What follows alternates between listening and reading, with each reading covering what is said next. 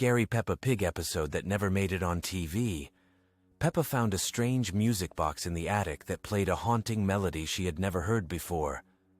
The tune was beautiful but somehow wrong, like a lullaby sung backwards. When she opened the box, a tiny figure began to dance inside.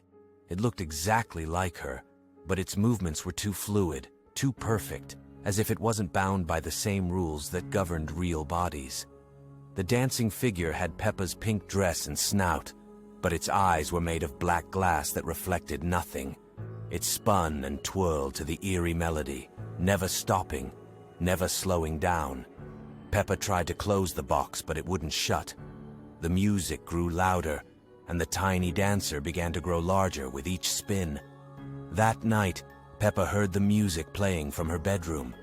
The music box sat on her nightstand, though she was certain she had left it in the attic. The dancer inside was now the same size as Peppa, pressing its hands against the glass walls of the box, its mouth moving as if singing along to the twisted lullaby. The next morning, Mummy Pig found two Peppas at the breakfast table. One sat quietly, eating her cereal with perfect posture, while the other frantically tried to explain about the music box. But when Mummy Pig looked at the quiet one, she saw only her well-behaved daughter. The real Peppa's words seemed to fade into whispers that no one could hear. The music box. Peppa never stopped smiling. She knew all the right things to say, all the right games to play. She was everything a parent could want in a child, obedient, polite, and eerily perfect. But at night, when everyone was asleep, she would return to her music box and dance to that haunting melody, waiting for the real Peppa to join her eternal performance. Days passed, and the real Peppa felt herself becoming more like a whisper, more like a shadow. The music box. Peppa was taking her place in every photograph, every memory, every moment of love from her family. Soon, there would be only one Peppa left, and she would dance forever to that beautiful, terrible song. The music box still sits in Peppa's room, playing its endless lullaby. Sometimes, if you listen very carefully, you can hear two voices singing along, one that sounds like joy and one that sounds like a plea for help.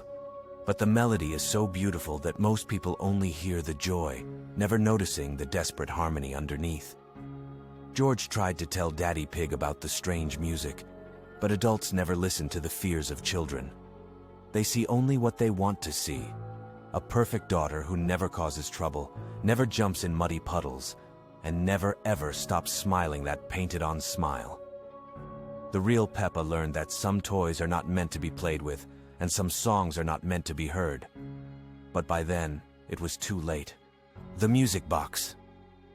Peppa had learned everything she needed to know about being human, except for one thing: how to stop dancing when the music finally ends.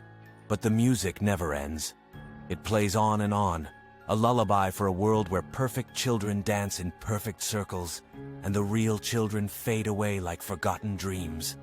The music box knows many songs, and it's always looking for new dancers to join its eternal ballet of beautiful, terrible perfection.